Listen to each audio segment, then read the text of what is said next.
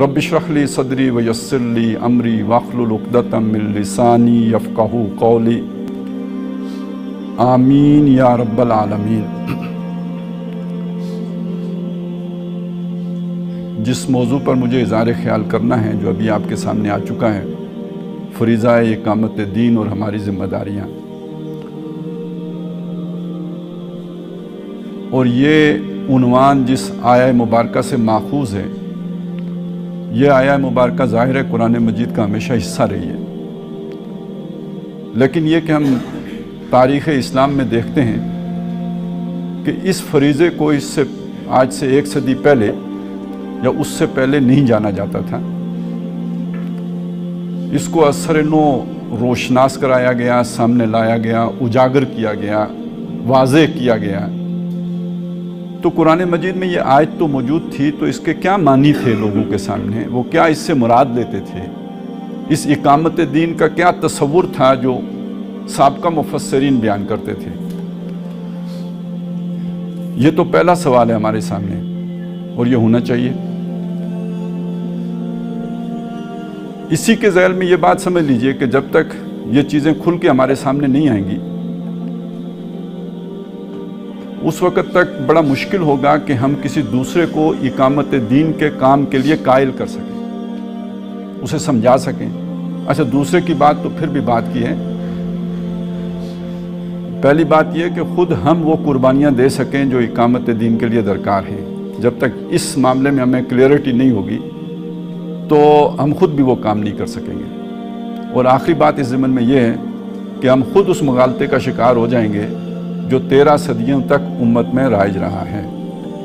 अगर ये हमें पूरी तरह वाज़े नहीं होगा कि इकामत दीन का मफ़हूम क्या है। एक बड़े मुहक्किक, अच्छे आलिम दीन, बड़ा फ़हम रखने वाले बुज़ुर्ग तो नहीं है, नौजवान ही है, लेकिन बुज़ुर्ग इस एतबार से कि एक इल्मी शख्सियत है, तो उनसे इकामत दीन का मफ़हूम एक दफ़ा ज़ेर बहस आया, तो उन्होंने जो वो मफ़हूम बयान किया वो मैं पहले आपके सामने रख देता हूँ।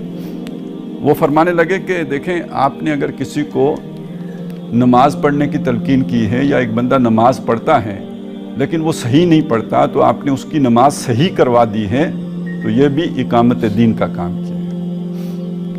ठीक हो गया। एक आदमी किसी को तालीम दे रहा है, कुरान मजीद सिखा रहा है, पढ़ा रहा है, तो ये भी इकामत दीन का काम है। तो अगर किसी मफ़हूम के एतबार से ये इकामत दीन का काम है, हम चले नहीं, उसे रद्द नहीं करते उसके, लेकिन जब हम इकामत दीन का लफ्ज़ इस्तेमाल करते हैं तो उससे ये मुराद नहीं होती, हम उससे कोई और मानी मुराद ले रहे होते हैं। लेकिन आगे बढ़ने से पहले मैं आपके सामने ये बात रखता हूँ कि अगर आपने मौलाना मौदूदी रहमतुल्लाह अलैह की किताब कुरान मजीद की 4 बुनियादी इस्तिलाहात का मुताला किया हो, तो ये हकीकत आप पर मुनकशिफ होगी कि ये जो बुनियादी इस्तिलाहात हैं, मसलन इलाह का लफ्ज़ है, दीन का लफ्ज़ है, रब का लफ्ज़ है, ये जो इबादत का लफ्ज़ है, ये 4 बुनियादी इस्तिलाहात उन्होंने बयान की हैं। इनके कोई मानी पहले से भी तो मौजूद थे ना, तो उन्हें फिर क्यों वाज़े करना पड़ा? इसलिए कि वो मानी मसख हो गए थे या वो महदूद कर दिए गए थे। अगर मसख नहीं भी हुए थे तो उनको एक महदूद जामा पहना दिया गया था, उनका मफ़हूम मुक़य्यद कर दिया गया था। उन्होंने फिर से कुरान मजीद की रोशनी में उसका मानी खोल कर वाज़े किया, तब मालूम हुआ कि दीन का इलाह का तसव्वुर क्या है, इबादत का हकीकी तसव्वुर क्या है, दीन का तसव्वुर क्या है, रब का माना क्या है।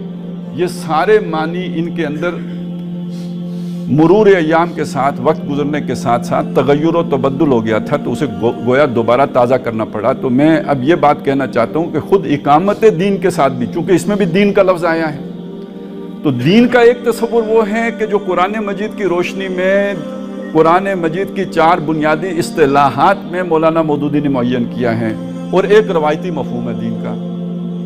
तो जब आपके ज़हन में दीन का रवायती मफ़हूम होगा तो इकामत दीन का मतलब वो होगा जो मेरे बुज़ुर्ग मेरे साथ डिस्कस कर रहे थे और मुझे समझा रहे थे। लेकिन जब आपको दीन का हकीकी मानी मालूम होगा तो तब आपको समझ आएगी कि इकामत दीन का असल में माना क्या बनता है और मफ़हूम क्या बनता है।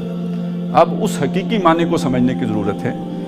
جو روایتی معنی ہے وہ میں نے آپ کے سامنے رکھ دیا. آپ نے نماز کی تلقین کی تو بھی اقامت دین کا کام کیا. آپ نے روزے کی تلقین کی یا روزہ